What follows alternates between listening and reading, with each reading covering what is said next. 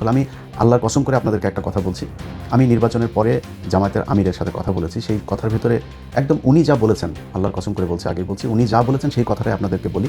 ওনার মুখ দিয়ে বললে হয়তো আপনাদের বিশ্বাস নাও হতে পারতো। আমি ওনাকে জিজ্ঞেস করেছিলাম যে আপনারা নির্বাচনের দিন যখন সন্ধ্যার পরে বিভিন্ন কেন্দ্রে ভোট গণনা শুরু হওয়ার পরে আমরা প্রথম দিকে দেখলাম যে সবগুলো আসনে সবগুলো কেন্দ্রের ভোট যখন ফলাফল প্রকাশ হচ্ছে তখন দেখা যাচ্ছে যে দাঁড়িপাল্লার ভোট বেশি। হঠাৎ করে বিভিন্ন জায়গায় ভোট গণনা বন্ধ হয়ে গেল। এই যে ইলেকশন ইঞ্জিনিয়ারিংটা হলো না, ফল পাল্টে দিল, এই বিষয়টাই আমি তাকে বলেছিলাম। তার প্রতি উত্তরে তিনি কি বলেছিলেন সেটি আপনাদেরকে বলবো। এই অভিজ্ঞতাটা আপনাদের জানা দরকার। আর সব শেষে আমি বিএনপির জন্য একটা বিপদ, ভয়াবহতম একটা বিপদ আছে, যদিও তারা ফুরফুরে মেজাজে আছে, কিন্তু তাদের জন্য একটা ভয়াবহ বিপদ আছে, সেটা আমি শেষে বলবো। তাহলে আমি আল্লাহর কসম করে আপনাদেরকে একটা কথা বলছি, আমি নির্বাচনের পরে জামায়াতের আমিরের সাথে কথা বলেছি। সেই কথার ভেতরে একদম উনি যা বলেছেন, আল্লাহর কসম করে বলছি, আগেই বলছি, উনি যা বলেছেন সেই কথাটাই আপনাদেরকে বলি। ওনার মুখ দিয়ে বললে হয়তো আপনাদের বিশ্বাস নাও হতে পারতো। আমি ওনাকে জিজ্ঞেস করেছিলাম যে আপনারা নির্বাচনের দিন যখন সন্ধ্যার পরে বিভিন্ন কেন্দ্রে ভোট গণনা শুরু হওয়ার পরে আমরা প্রথম দিকে দেখলাম যে সবগুলো আসনে সবগুলো কেন্দ্রের ভোট যখন ফলাফল প্রকাশ হচ্ছে তখন দেখা যাচ্ছে যে দাঁড়িপাল্লার ভোট বেশি। হঠাৎ করে বিভিন্ন জায়গায় ভোট গণনা বন্ধ হয়ে গেল। প্রথমে নির্বাচন কমিশনের যে ওয়েবসাইট সেখানে দেখাচ্ছিল একদম প্রথম পরপর 5টা দাঁড়িপাল্লার, একটা ছিল ধানের শীষের। তো সম্ভবত টাঙ্গাইল 5 বা কোনো একটা আসনের ফলাফল দেখাচ্ছিল যে ধানের শীষের, আর সবগুলো দাঁড়িপাল্লার। এখন এই সময় এসে নির্বাচনের ফলাফল ঘোষণা করা বন্ধ হয়ে গেল।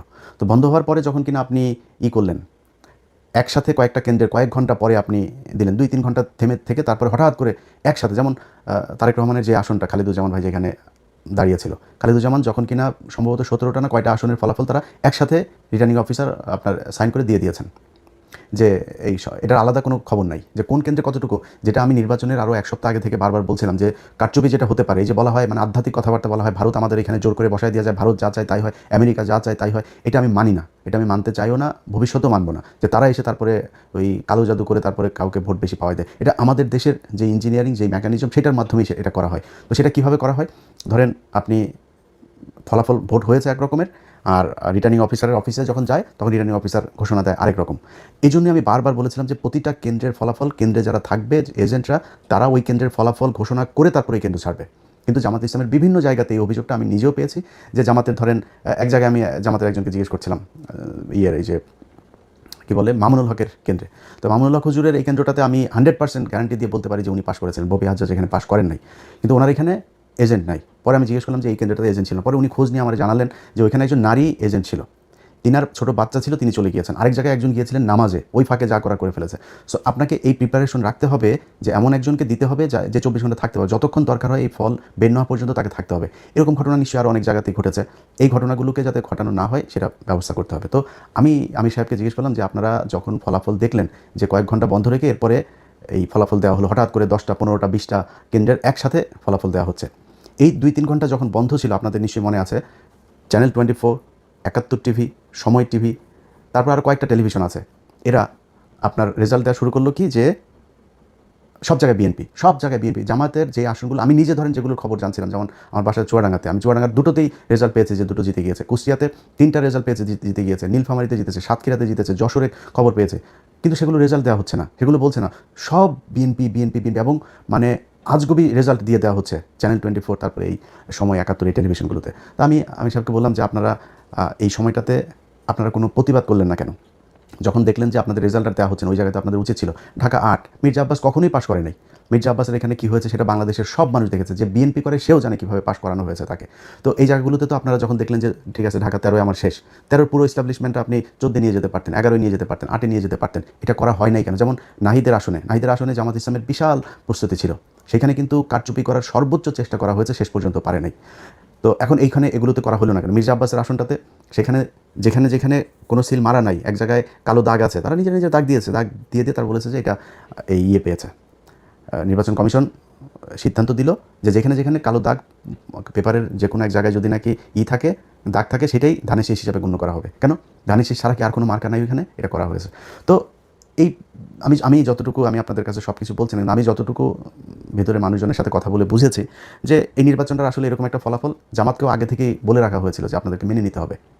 পরিস্থিতি যদি আপনাদের ইয়েতে যায় এবং সেই ক্ষেত্রে যদি কোনো দেশে খারাপ একটা দিকে যায়, তখন কিন্তু আপনারা সামলাতে পারবেন না, আমসালা সব সমানে যাবে। জামাত ইসলাম মেনে নিয়েছে, ঠিক আছে, আমরা তো মানে ভাই জামাত ইসলামের হারানোর কিছু নাই। জামাত ইসলাম আজকে বাংলাদেশের প্রধান বিরোধী দল, 32% ভোট পেয়েছে তারা, না 37% ভোট পেয়েছে তারা, বিএনপি পেয়েছে 52%। খুব বেশি পার্থক্য নাই তো এত কিছু করার পরেও।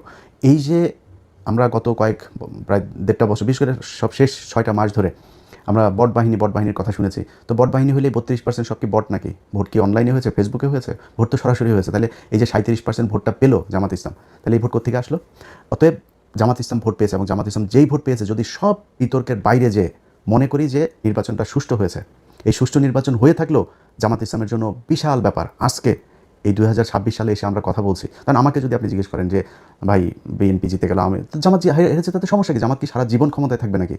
আমি জামাতকে পছন্দ করি, জামাত সারা জীবন ক্ষমতা, জামাত বিরোধী দলে যাবে, জামাত ক্ষমতায় আসবে, এটাই তো আমরা চেয়েছি।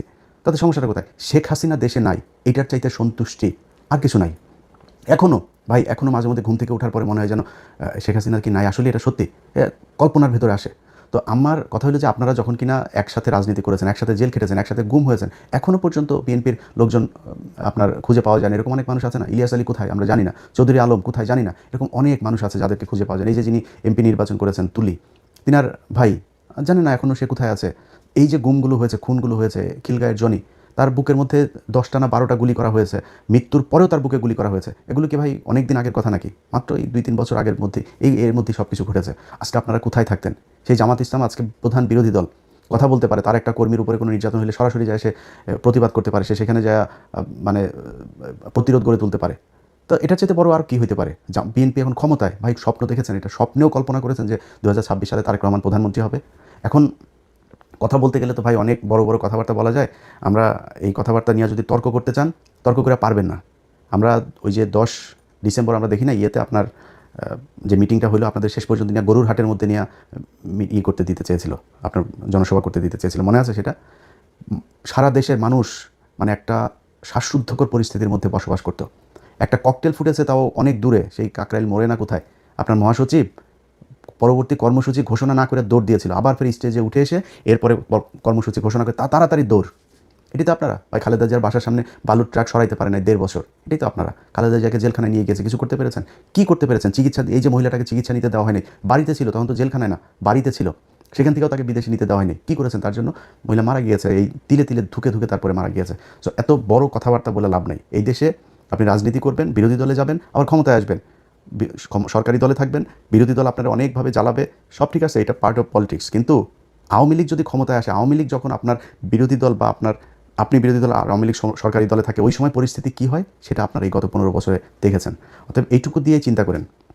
আজকে সারা দেশে বিভিন্ন জায়গায় আমরা দেখছি যে করা হচ্ছে, কি বলে, ওই যে আওয়ামী লীগের পার্টি অফিসগুলো আপনারা খুলে দিচ্ছেন। এই যে পার্টি অফিসগুলো খুলে দিচ্ছেন না, এটা যদি মনে করেন এই আমাদের এই বুকের ভেতরে না, এটাতে ব্যথা হয়। এই যখন দেখি যে আওয়ামী লীগের পার্টি অফিস, আজকে সকালে আমি যখন এই ভিডিও রেকর্ড করছি, তখন বাংলাদেশ সময় সকালবেলা দেখলাম যে মাদারীপুরের ওই দিকের কোনো এক এমপি সহ, এক নারী এমপি সহ আরও 3 জনের জামিন হয়েছে। কোন গ্রাউন্ডে জামিন হলো? কীভাবে জামিন হলো? এগুলো যদি মনে করেন যে আওয়ামী লীগ আপনার জন্য বেটার অপোজিশন, এই 17 বছরের শিক্ষা না হলে তো আর কিছু বলার নাই। যদি শিক্ষা হয়ে থাকে তাহলে এগুলো থামায়। আওয়ামী লীগ বাংলাদেশে রাজনীতি করতে দিবেন, কোনো সমস্যা নেই, রাজনীতি যে মনে চায় করুক। আওয়ামী লীগ কী করেছে, কীভাবে দেশ চালিয়েছে, বাংলাদেশে মানুষ দেখেছে। মানুষ যদি তারা ভোট দেয় করতে দেন, কিন্তু বিচার হইতে হবে। এই একজন এমপি কীভাবে ছাড়া পায়? সাধারণ কর্মী, গ্রামের ওয়ার্ডের একজন কর্মী, তারে নয় বুঝলাম যে আপনি 1.5 বছর হয়েছে, ওকে ঠিক আছে, ওরে ছাড়ো এবার। তো একজন এমপি কীভাবে ছাড়া পাইলো? শেখ হাসিনার পরিবার রাজনীতি করতে পারবে যদি চায়। এগুলো আপনারা যখন বলেন তখন খুব কষ্ট হয়। যেই কারণেই নির্বাচনের আগে এসে আমাদের এই পক্ষ সরাসরি নেওয়ার কোনো সুযোগ ছিল না। আজকে যারা এই প্রশ্ন করেন যে ভাই কেন দাঁড়িপাল্লার পক্ষে গেলেন, তারা গতকাল যখন কিনা শপথ নিল, ওই সময় কিছুটা টের পেয়েছেন যে কেন আমরা জামাত ইসলামের পক্ষে গিয়েছিলাম। তারা প্রথম দিনেই এই শহীদের এতগুলো রক্তের সাথে তারা বেইমানি করেছে। এই গাদ্দারি আল্লাহ সহ্য করবে না। আপনি আজকে প্রধানমন্ত্রী হয়েছেন, মায়ের জানাজায় অংশ নিতে পেরেছেন, তারপরে শেষ মুহূর্তে পর্যন্ত অন্তত লাশ তো দেখতে পেরেছেন। এটা এই শহীদদের কারণে। এই যে কয়েকদিন আগে মানুষগুলো মারা গেল, এরা জামাত ইসলাম, আওয়ামী লীগ, বিএনপি কোনো রাজনৈতিক দল বুঝতো না। এরা সাধারণ মানুষ। দমন, পীড়ন, নির্যাতন, দেশের এই খারাপ অবস্থা, এগুলো দেখে তারা আস্তে আস্তে প্রতিবাদী হয়ে উঠেছে। তারপরে রাস্তায় নেমেছে, গুলি খেয়েছে, মারা গিয়েছে, শহীদ হয়েছে। তাদের সাথে গাদ্দারি করলেন জুলাই সনদ বাস্তবায়ন করতে গিয়ে। তো এই জিনিসগুলি যদি না করেন তাহলে আমাদের ভালো লাগবে। আপনারা দেশ চালান, কোনো সমস্যা নেই। আপনাদের কাছ থেকে রুটি খাইতে যাবো না, রুটি খাওয়ার লোক বহুত আছে, যারা খাইতে চায় তাদেরকে দেন, কোনো সমস্যা নেই। আমার একটাই পলিসি, সেটা হয়েছে যে ইন্ডিয়া এই দেশে কোনো দিন আর মাতবাড়ি করতে পারবে না। অতএব এই ইন্ডিয়া আওয়ামী লীগ এখনও পর্যন্ত সেই ইন্ডিয়ার সবচেয়ে পছন্দের দল, এবং আওয়ামী লীগ এই দেশে ক্ষমতা আসলে আবারও ইন্ডিয়া সেই আগের মতোই করবে। সো তাদেরকে আসতে দিয়ে না, আপনাদের পায়ে ধরে অনুরোধ করলাম, আর কিছু না। তো যেটা বলছিলাম যে জামাতের আমির উনি এই কথাটা বলেছেন যে আমাদের যদি নাকি ওই সময় ইলিয়াস আমরা যদি নাকি গ্যাঞ্জাম করতাম, তাহলে আমাদের কাছে গোয়েন্দার তথ্য ছিল যে এখানে আওয়ামী লীগ নামবে মাঠে, এবং আওয়ামী লীগের সাথে বিএনপির কিছু লোকজন নামবে, নেমে তারা প্রচণ্ড বিশৃঙ্খলা করবে, দেশটা একটা গৃহযুদ্ধের দিকে যাবে। আমরা ওই দিকে যেতে চাইনি, এই জন্য আমরা কোনো কিছু বলি নাই। তো এই যে জামাতের আমিরের মতো একজন মানুষ এতটুকু মানে স্যাক্রিফাইস করেছে, ধরেন আমি জামাত ইসলাম পাশ করলে কী হইতো? হ্যাঁ হয়তো ধরেন মনে করেন যে আমার জন্য বাংলাদেশের রাস্তাটা অনেক ইজি হয়ে যেত, আমি ভাই বাংলাদেশে গিয়ে মন্ত্রী হইতাম না, এমপি হইতাম না। এমপি হইলে আমি তো হয়তো জামাতের কাছে চাইলে আমার এমনিতেই দিত, আমি হয়তো চাইনি তো ভাই। তো আমি চাইনি ওইটা, আমি এখনও চাই না, ভবিষ্যতেও চাবো না, এটা আল্লাহ বাঁচায় রাখলে তারপরে দেখবেন। আমার রাস্তা ভাই ওই একটা, আওয়ামী লীগ আর ইন্ডিয়া, এর বাইরে কিছু নেই। কিন্তু উনি তো প্রধানমন্ত্রী হইতেন, যিনি প্রধানমন্ত্রী হইতেন সেই ব্যক্তি মানে এত ঠান্ডা মাথায় আমার সাথে বলতে পারেন যে ইলিয়াস আমরা ওই সময় কিছু করলে দেশের অবস্থাটা খারাপ হইতো। আগে বলেছি, আল্লাহর কসম করে বললাম যে এতটুকু স্যাক্রিফাইস উনি করেছেন। তো সেই মানুষগুলোর জন্য আপনারা মানে ন্যূনতম সৌজন্যতাবোধ, সহযোগিতা, সহমর্মিতা দেখাইতে পারবেন না? এদেরকে আক্রমণ করে কথা বলতে পারবেন? চারিদিকে যে অবস্থা, সেই ৭১ রাজাঘাট টাজাঘাট এইসব বলে কথা বলা, যে বডি ল্যাঙ্গুয়েজে আপনার গত ২-৩ দিন সালাউদ্দিন, আমির খসরু আর হইল গিয়া এই মির্জা ফখরুল কথা বলেছে, ভাই এটা যদি এই চেহারা যদি তাদের আজ থেকে ৫ বছর আগে দেখতাম, প্রশ্নই আসে না আওয়ামী লীগের বিরুদ্ধে এত ফাইট করতাম, নিজের পরিবার সবাইকে এত বিপদে ফেলে দিয়ে, কখনোই করতাম না। তো যাই হোক, আজকের এই ভিডিওটা যে কারণে আপনাদেরকে কথাগুলো যে কারণে বললাম সেটা হচ্ছে যে ভাই আপনারা ক্ষমতায় এসছেন, দেশ চালান, কোনো সমস্যা নাই। আপনাদের যে মন্ত্রিসভা গঠন করেছেন, এই মন্ত্রিসভা আমরা এদেরকে আগেই চিনি। ধরেন একজনের কথা বলি, এই যে ইকবাল হাসান মাহমুদ টুকু, তাই না? এই ইকবাল হাসান মাহমুদ এই বদমাইশ না, সেই যে বিদ্যুৎ চুরি করেছিল, যে বিদ্যুৎ খাতে যে লুটপাট করেছিল, এই বদমাইশই তো। সেই বদমাইশটা আবারও আপনারা সেই বিদ্যুতের খাতেই দিয়েছেন। আপনার এই চোর, আপনার সালাউদ্দিন, তারা স্বরাষ্ট্রমন্ত্রী বানিয়েছেন। এরকম আরও অনেক চোর আছে, যেই চোরেদেরকে আপনারা আবার বসে দেন। কিছু ভালো মানুষও আছে, এই যে আলতাফ হোসেন চৌধুরী, এই লোকটা যদি আসতো ইতে অনেক ভালো লাগতো। ওই যে সাকা চৌধুরীর ছেলে হুমাম কাদের চৌধুরী, উনি যদি আসতো অনেক ভালো লাগতো। নতুন ইশরাক এসেছে, একটা ভালো পছন্দ। তারপর এরকম আরও অনেকেই ছিল যাদেরকে আপনারা আনতে পারতেন। এটা আমাদের আলোচনার বিষয় না যদিও, কিন্তু এখানে যে চোরগুলোকে এনেছেন, এই চোরগুলো দিয়ে এই যে মির্জা কী বলে ফখরুল ইসলাম আলমগীর, এই মির্জা ফখরুল ইসলাম আলমগীরের ভাই তো মনে করেন এখন লুটপাট করে মানে অস্থির বানায় দিবে। আপনার হাতে রিজার্ভ আছে কত ভাই? রিজার্ভ কত? ডক্টর ইউনুস তো তেনা পেঁচায়া, আকুর বিল বাকি, আদানির বিল বাকি, বিশ্বব্যাংকের বাকি, কিস্তি বাকি, IMF-এর কিস্তি বাকি, বিভিন্ন বাকিটা কী করে শেষের দিকে এসে আমরা $29 বিলিয়ন রেখে গেলাম। এই $29 বিলিয়ন ভাই এই রোজার পরই অবস্থাটা দেখেন না, অলরেডি ডলারের দাম ঊর্ধ্বমুখী। আজকে জ্যাকসন আইটি গিয়েছিলাম, দেখলাম যে আমি গত ৩-৪ দিন আগে জ্যাকসন আইটি গিয়ে দেখলাম কত যেন আজকে তার চাইতে $1 বেশি। তো ডলারের দাম বেড়ে যাচ্ছে। তারপরে জিনিসপত্রের দাম, এখন এই যে রমজান এসেছে, জিনিসপত্রের দাম বাড়ানো, নানান চ্যালেঞ্জ সরকারের হাতে। তো এই যে জায়গাগুলো আপনারা এমনিতেই তো ভাই অস্থিরতার মধ্যে থাকবেন, তার উপরে এসে আবার এখন রাজনৈতিক যে বিরোধী দলটা আপনাকে সহযোগিতা করতে চাচ্ছে, সেই বিরোধী দলটাকে আপনি খোঁচায় আবার সেই ৭১-৭২ এসব ৭১-৭২ ট্যাবলেট বাংলাদেশের মানুষ আর খাবে না। আপনার ওই যে ৩২ নম্বর ভেঙে দেওয়া হয়েছে না, ৩২ নম্বর আবার ওইখানে ওইটার করেন, যেহেতু আওয়ামী লীগের অফিস টফিস খুলে দিচ্ছেন, তো ৩২ নম্বর আবারও মেরামত করেন, আবারও ভাঙা হবে, এটা নিয়ে কোনো ডাউট নাই। এইভাবে আপনারা যদি নাকি আওয়ামী লীগকে রিহ্যাবিলিটেট করতে চান, করতে পারেন, করে যান। দেখেন কতটুকু আওয়ামী লীগ আর আপনারা সব এক হইয়া তারপরেও জামাতের সাথে 5 বছর পরে লাগতে আসেন, দেখেন তারপরে জামাতের ভোট কত আছে আর আপনাদের দুইটারে মিলায় ভোট কত আছে। তো যারে জুতা দিয়ে পেটাইলেও যার লজ্জা হয় না, তারে তো আর থাপড়ায় লাভ নাই, তাই না? তো জুতা দিয়ে পেটাইছে আওয়ামী লীগ, তারপরে আওয়ামী লীগই ভালো, আওয়ামী লীগের লোকজনরা আপনাদের এত প্রীতি আওয়ামী লীগের সাথে, তো করেন, সমস্যা কোথায়? আপনারা চালাইতে থাকেন আওয়ামী লীগের নিয়ে, মানুষ এগুলি দেখছে। আপনি যদি মানুষের মাইন্ড রিড করতে না পারেন, তাহলে এই আওয়ামী লীগের যে অবস্থা হয়েছে, আপনাদের অবস্থা ঠিক ওরকমই হবে। আপনারা আওয়ামী লীগ এবং এই ইন্ডিয়ার আজকে এই জুলাই আন্দোলনের একদম মূল এজেন্ডা ছিল হচ্ছে এই দুইটা, যে আওয়ামী লীগ ইন্ডিয়া, এই দুইটার ব্যাপারে মানুষ এত পরিমাণে খেপেছিল, সেই দুইটারই আপনারা বিশাল প্রীতি দেখাইতে যাচ্ছেন। মন্ত্রী পরিষদটা আমি যদি নাকি নাম ধরে বলি, ওনার তো সব প্রভাবশালী লোকজন, তো আর নতুন করে আর বিতর্ক বাড়াই না, বাট আমার কাছে মনে হয়েছে যে একদম ৮-১০ জন একদম ইন্ডিয়ার মানে পয়দা করা মন্ত্রী এখানে বানানো হয়েছে, একদম চিহ্নিত ইন্ডিয়ান রয়্যাল এজেন্ট, তাদেরকে এখানে মন্ত্রী পরিষদে বসানো হয়েছে। সো সেই মানুষগুলিকে নিয়ে আপনারা বাংলাদেশের মানুষের সাথে তামাশা করলেন, জুলাই সনদই করলেন না, করতে থাকেন, সমস্যা নেই। এই পৃথিবী শুধু 5 বছরের জন্য না। আজকে আপনারা যেই চেয়ারে বসে আছেন, এই চেয়ারে আপনাদের চেয়ে বহু প্রতাপশালী শেখ মুজিব ছিল, বহু প্রতাপশালী শেখ হাসিনা ছিল। আজকে তাদের অবস্থা কোথায়? শেখ হাসিনার দিন কাটে এখন, আগে 2-1 বোতল খাইতো, এখন মনে হয় 8-10 বোতল ফেন্সিডিল খায়, তার দিন কাটে। কোথায় সে আওয়ামী লীগ? আর আওয়ামী লীগের লোকজনরে বলে তারপরে শেষ করি, ভাই তোদের যদি লজ্জা শরম কিছু থাকতো, তোরা আবার এখন ফেসবুকে করিস। ওই তারেক রহমানের মেয়ের একটা ভিডিও বের হয়েছে, সেই ভিডিও দিয়া তারপরে এক জায়গায় দেখলাম লিখেছে যে ওদের শেখ পরিবারের মেয়েরা নাকি বিশাল আকারের সম্মানিত, তারা নাকি জীবনে, তোদের শেখ পরিবারের একটার জামাই হইল গিয়া ইহুদি, একটার বউ খ্রিস্টান, একটার যায় আকাম কুকাম করিস ইন্ডিয়াতে, তোদের তো বাংলাদেশে কিছুই নাই। তারেক রহমানের মেয়ে কোন গানে গিয়ে বন্ধু বান্ধবের সাথে পড়াশোনা করে সেখানে গিয়ে সে ফান করেছে, সেটা তো বহুত ছোটো জিনিস। তারেক রহমানের তো আর তার মেয়েরে তো আর ওই লন্ডনে তো আর ফেলে দিয়ে আসে না আরেকজনের সাথে। ওরা এটা নিয়েই করে। ওদের যদি লজ্জা শরম কোনো কিছু যদি থাকতো, ওদের যেভাবে জুতায়া বাংলাদেশের মানুষ পাঠিয়েছে, ওরা এতদিন অন্তত মানে পায়ে ধরে হাতে ধরে মাপ চাইতো যে ঠিক আছে আমরা যা ভুল করেছি আর ভুল করবো না। ওরা আবার ঘাট তারাম করে এখনও ভাব মারে ওরা আবার নাকি না করে তারপরে পোক্ত হয়ে বাংলাদেশের রাজনীতি শুরু করবে। তোরা আয়, তোদের জন্য তুই মনে করিস না যে এই বিএনপি তোদেরকে সাপোর্ট দিয়ে রাখবার বাংলাদেশের মানুষ সব মারা গিয়েছে? এত মারা যায়নি তো। এই জামাত শিবির আজকে যে অবস্থানে আছে না, এর চাইতে আরও ভয়ঙ্কর, খুব ভার্নারেবল একটা পজিশনে থেকেও কিন্তু তারা এই দেশে ফাইট করেছে, পালায় যায়নি কেউ, রাজনীতি করেছে এই দেশে। এখন তো তাদের অবস্থা অনেক ভালো, চাইলেই উপরায় ফেলা যাবে না, একদম নিষিদ্ধ করে এগুলি করে যাবেন। আওয়ামী লীগই তাদেরকে একদম একদম পরিপূর্ণ করে দিয়ে গিয়েছে। যাদেরকে এতদিন বলা হতো যে রাজাকার ছিল, মুক্তিযুদ্ধের সময় জীবিত ছিল, সব ফাঁসি দিয়ে দিয়েছে। এখন কি বলবি? এখন এদেরকে রাজাকার বলবি, এদেরকে ফাঁসি দিবে, এদের বিচারে আওতায় আনবি, কিনে আনবি। চাঁদাবাজিও করে না, ধান্দাবাজি করে না, টেন্ডারবাজি করে না, মানুষের মেয়ে মানুষের দেখলে ইপটিজিং করে না, কিছুই করে না। তো তাদেরকে তুই নিবি কেমনে? আবার এই হাসিনার মতো ওই যে ইন্ডিয়ারে নিয়ে তারপর ওইভাবে, ওইটা অত ইজি হবে না বিষয়টা। তো এটা করতে আসলে সেই পরিস্থিতি কী হয় সেটা বাংলাদেশের মানুষ দেখিয়েছে জুলাই মাসে। যদি এরকম পরিস্থিতি আবার আসে, এই দেশের মানুষ আবারও রক্ত দেবে। রক্ত দিলে আমার মনে হয় যেই ভুল করেছে, যেই চোর বাটপার, আন্তর্জাতিক ন্যাশনাল সব চোর বাটপারদেরকে বসাইছিল, ওরকম চোর বাটপার ইনশাল্লাহ আর বসবে না। একদম শুরু থেকে মানুষ বুঝবে। আমরাও মানে ওই খোলা পানিকে আমরা ওই যে দই মনে করেছিলাম, চুন দেখে আমরা দই মনে করেছিলাম, ওইটারে মনে করে তারপরে সবার কত প্রশংসা। আমি নিজেই বলেছি এই ইউনুসকে 20 বছর চাই ভাই, প্রতিটা উপদেশটা চুরি করতে করতে দেশটার একদম ধ্বংস করে দিয়ে গিয়েছে। তো এই ধ্বংসস্তূপ থেকে তারেক রহমান টেনে উঠাবে, এটাই বিশ্বাস। মন্ত্রিপরিষদ নিশ্চয়ই উইদিন 6 মান্থ বা 1 বছরের মধ্যে এটার পরিপূর্ণ একটা হবে, নিশ্চয়ই তারেক রহমান সেই জায়গায় নিয়ে আসবে। আর ভাই আপনারা যারা মন্ত্রী টন্ত্রী এমপি টেমপি আছেন, চুরি করার সুযোগ পাবেন, কিন্তু দেশের একদম ওই দেউলিয়া বানায় তারপরে যদি চুরি করতে যান তাহলে কিন্তু সমস্যা হবে। যাই হোক, ভালো থাকেন। আপনাদের কাছে বিচার দিয়ে রাখলাম, যারা বাংলাদেশে বিএনপি করেন ভাই, আপনাদের কেন্দ্রীয় নেতারা সোল্ড হতে পারে। আপনারা বিশাল বড় দল, আপনাদের এই দলে অনেক মানুষ আছে এবং এই দলের বেশিরভাগ মানুষই ভারত বিরোধী, আওয়ামী লীগ বিরোধী। আমি আজকে কিছুক্ষণ আগে ভিডিওটা করার ফরিদপুরে দেখলাম যে তারা অফিস খুলেছে, আবার ফের বিএনপির লোকজন গিয়ে সেই অফিসে তালা মেরে দিয়ে এসেছে। আপনাদেরকে স্যালুট। যারা তৃণমূলের নেতাকর্মী আছেন ভাই, এই মির্জা ফখরুলদের সমস্যা হয় না। মির্জা ফখরুলের মেয়ে অস্ট্রেলিয়া ছিল, তার ঘর জামাইটা অস্ট্রেলিয়া ছিল, টাকা পাঠায়, আওয়ামী লীগই টাকা পাঠাইতো, তারা ভালো থাকে। আপনাদের সালাউদ্দিনের শিলংয়ে নিয়ে ভিআইপি রিসোর্টে নিয়ে রাখে, এদের সমস্যা হয় না, সমস্যা আপনাদের হয়। সো আপনাদের চোখের সামনে যদি আওয়ামী লীগের অফিস খুলবে, তারা রাজনীতি করবে এই দেশে, এটা দেখতে যদি আপনাদের ভালো লাগে তাহলে কোনো সমস্যা নেই। আমরা তো ভাই খারাপ নাই, আমরা তো দেশে জেল খাটি নাই, আমরা দেশে পুলিশের দৌড়ানি খাইনি, আপনারা খেয়েছেন। আপনাদের যদি সেটার পরে লজ্জা না হয় তাহলে আর কি করেন। এই যে ইলেকশন ইঞ্জিনিয়ারিংটা হলো না, ফল পাল্টে দিল, এই বিষয়টাই আমি তাকে বলেছিলাম।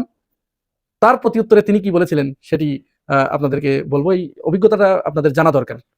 আর সব শেষে আমি বিএনপির জন্য একটা বিপদ, ভয়াবহতম একটা বিপদ আছে, যদিও তারা ফুরফুরে মেজাজে আছে, কিন্তু তাদের জন্য একটা ভয়াবহ বিপদ আছে, সেটা আমি শেষে বলবো। আগে অভিজ্ঞতাটা শেয়ার করি। তো তিনি আসলেন একটা জায়গায়, নির্ধারিত জায়গায়। আমি কিছু কিছু বিষয় কিন্তু স্কিপ করছি সঙ্গত কারণেই। সেখানে গেলাম আমি, স্বয়ং জামাত আমিরের সামনাসামনি হয়ে প্রশ্নটা করলাম। প্রশ্ন নয়, অনেকটা আমি সতর্ক। আমি তাকে স্মরণ করে দিলাম এইভাবে যে, মাননীয় আমির, আপনি নিশ্চয় জানেন 2008 সালের নির্বাচনের আগে ভারত যখন শেখ হাসিনাকে ছাড়পত্র দিয়ে দিল এবং তারা শেখ হাসিনাকে সমর্থন করলো, তখন মঈনুদ্দিন ফখরুদ্দিনের সাথে তৎকালীন ভারতীয় পররাষ্ট্রমন্ত্রী প্রণব মুখার্জি, তারা ফখরুদ্দিন মঈনুদ্দিনকে জানিয়ে দিল যে আমাদের পছন্দের ব্যক্তি এখানে শেখ হাসিনা, এবারে তোমরা কি করবা, তার সাথে কথা বলো, তোমাদেরকে যেতে হবে। তার আগে আমেরিকা গ্রিন সিগন্যাল দিয়ে দিয়েছিল যে তাদেরকে এখন চলে যেতে হবে, তারা 2 বছর শাসন করেছে, সেনা শাসন আমরা দেখতে চাই না, ওদেরকে বিদায় নিতে হবে। তারপরে তখন মঈনুদ্দিন ফখরুদ্দিন বারবার আমেরিকা এবং ভারতের সাথে যোগাযোগ করে যে তাহলে আমাদের সেফ এক্সিট কি হবে, আমরা তাহলে বিদায় নেবো কিভাবে। প্রণব মুখার্জি বলেন যে আমরা জানি না, এটা আমরা বলতে পারবো না, তুমি শেখ হাসিনার সাথে কথা বলো। তো মঈনুদ্দিন যখন শেখ হাসিনার সাথে যোগাযোগ করলো, তখন শেখ হাসিনা তাকে একটা শর্ত দিয়েছিল যে আমি তো ক্ষমতায় এসেই গেছি, যেহেতু গ্রিন সিগন্যাল আমি পেয়েছি, আমি ক্ষমতায় আসছি, আমি ক্ষমতায় আসার পরে তোমরা যে অবৈধভাবে এই যে 2 বছর ক্ষমতায় থাকলে আমি তোমাদের বিচার করবো, তোমাদের প্রত্যেককে আমি ফাঁসির দড়িতে চড়াবো। তখন মঈনুদ্দিন শেখ হাসিনাকে বলেছিল তাহলে আমাদের কি করতে হবে, আমরা তো আপনার সাথে নেগোসিয়েশন করতে চাই, কি করতে হবে। শেখ হাসিনা তাকে শর্ত দিয়েছিল যে আমাকে 2/3 উপরে আসন এনে দিতে হবে, যেহেতু তোমাদেরকে যদি আমি রক্ষা করতে চাই তাহলে তো আমাকে ওই সংবিধান সংশোধন করতে হবে। তো সংবিধান সংশোধন করতে হলে আমি যদি 2/3 বেশি আসন না পাই, তাহলে তো তোমাদের আমি রক্ষা করতে পারবো না। তাহলে ওইটা যদি এনে দিতে পারো তাহলে আমি এসে তোমাদের সমস্ত কাজের বৈধতা দিব। তখন মঈনুদ্দিন বলেছিল হ্যাঁ ঠিক আছে, আমরা আপনার কথা মেনে নিলাম, তাহলে আপনি একটা ঘোষণা দেন যে আপনি আমাদেরকে সেফ এক্সিট দিবেন, তাহলে ঘোষণা দেন। মনে পড়ে আপনাদের শেখ হাসিনা কিন্তু চট্টগ্রামে সম্ভবত যে বলেছিল যে এই সরকার, এই তত্ত্বাবধায়ক সরকার, এটা আমাদের আন্দোলনের ফসল, আমরা ক্ষমতায় আসলে তাদের সমস্ত কাজের বৈধতা দিব। ঘোষণা কিন্তু দিয়ে দিল। আর এই ঘোষণার প্রেক্ষিতেই মঈনুদ্দিন ফখরুদ্দিন শেখ হাসিনাকে 200-র উপরে আসন এনে দিল।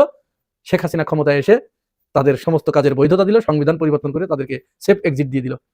ঠিক আমি এই গল্পটাই জামাত আমিরকে এইবার এইটুকু বলার পরে আমি তাকে বললাম যে এরকম একটা নেগোসিয়েশনের আভাস আমরা দেখতে পাচ্ছি, যার কারণে বারবার এই অন্তর্বর্তীকালীন সরকারকে বলা হচ্ছে যে আমরা জুলাই সনদ মানি না, আমরা এটা করি না, ওটা করি না, রাষ্ট্রপতি চুপ্পুকে সরানো যাবে না, ইত্যাদি ইত্যাদি। দেখেছেন আপনারা সব।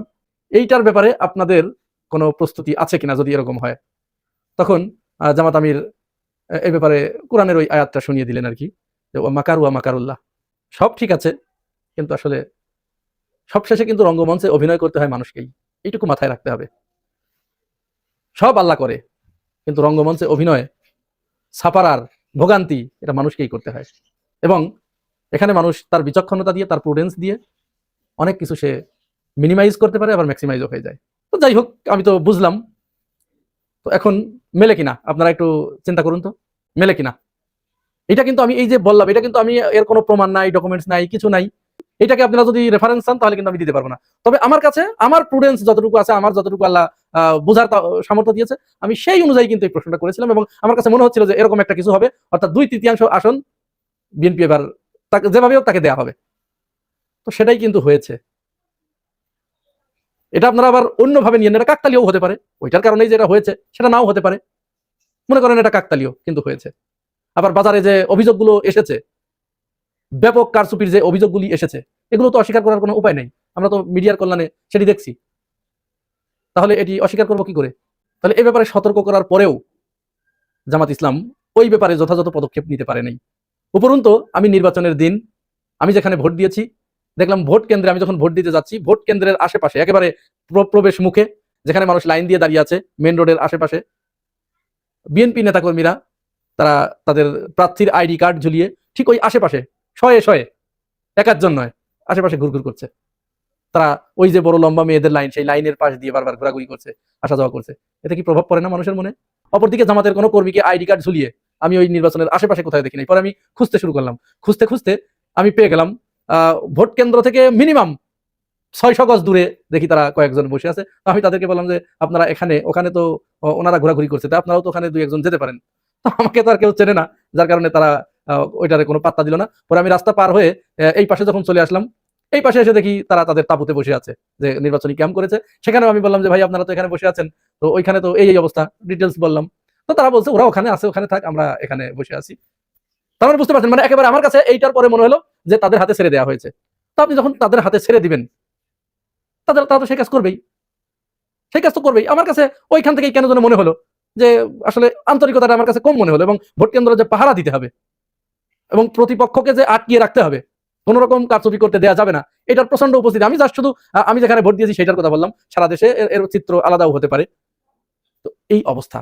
আর ওই যে বিএনপির জন্য বিপদের কথা যেটা বললাম, সেটা হচ্ছে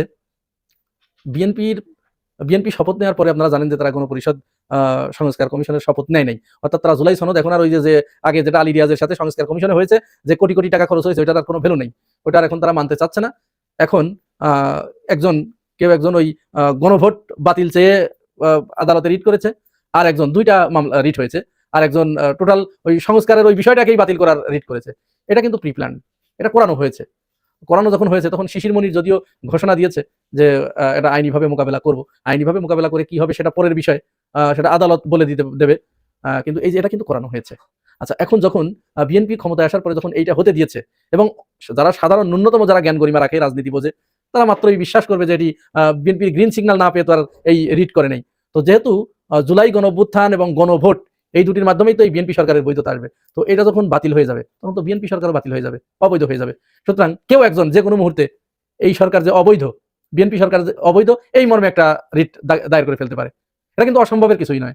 যদি তারা এই রিট দায়ের করে ফেলে যে এই সরকার অবৈধ, যেহেতু সংবিধানের ভিতরে তারা থাকতে চাচ্ছে, তো সংবিধান অনুযায়ী তো 2029 সালে নির্বাচন হওয়ার কথা, সংবিধানে 2026 সালে নির্বাচন হবে এরকম কোনো কথা নেই। সংবিধান অনুযায়ী যেহেতু তারা 72-এর সংবিধান আঁকড়ে ধরেছে, তাহলে 72-এর সংবিধান অনুযায়ী এখনো শেখ হাসিনা বাংলাদেশের প্রধানমন্ত্রী। সুতরাং বা শেখ হাসিনাকে বাদ দিয়ে তারেক রহমান কেন প্রধানমন্ত্রী হলো, তাহলে তো এই সরকারও অবৈধ সরকার, এই বলে মনে করেন একটা রিট করে দিল, তখন কি হবে? জটিলতা বাড়লো না? প্রচন্ড জটিলতা বাড়লো। তো এই জটিলতাটুকু দরকার ছিল না। বিএনপি ইচ্ছা করলে এটি মিনিমাইজ করতে পারতো, কিন্তু তাদের যে কোনো কারণে হয়তো কারো কুপরামর্শে তারা এই কাজটি করেছে। আমরা এখনো বিএনপিকে উদাত্ত আহ্বান জানাবো, আপনারা জনগণের বিপক্ষে যাবেন না। জনগণ যে মতামতটা দিয়েছে এটার প্রতি সম্মান দেখান। 4 কোটির উপরে জনগণ কিন্তু ভোট দিয়েছে এই জুলাই গণ অভ্যুত্থান বাস্তবায়ন করার জন্য, জুলাই সনদ বাস্তবায়নের জন্য। এটাকে যদি আপনি হেলায় হারায় ফেলেন বা দূরে সরিয়ে দেন, তাহলে কিন্তু এটি খুব বেশি সুখকর হবে না। তো এই ছিল আমার অভিজ্ঞতা। আরো কিছু অভিজ্ঞতা আছে, আস্তে আস্তে আপনাদেরকে বলবো। যদি আপনাদের ভিডিওটা ভালো লাগে তাহলে একটু লাইক, শেয়ার, টেয়ার এগুলো। যদি আপনাদের এই ভাইয়ের কথাটা ভালো লাগে তাহলে একটু আমার চ্যানেলটা সাবস্ক্রাইব করে দিন। ভালো থাকবেন।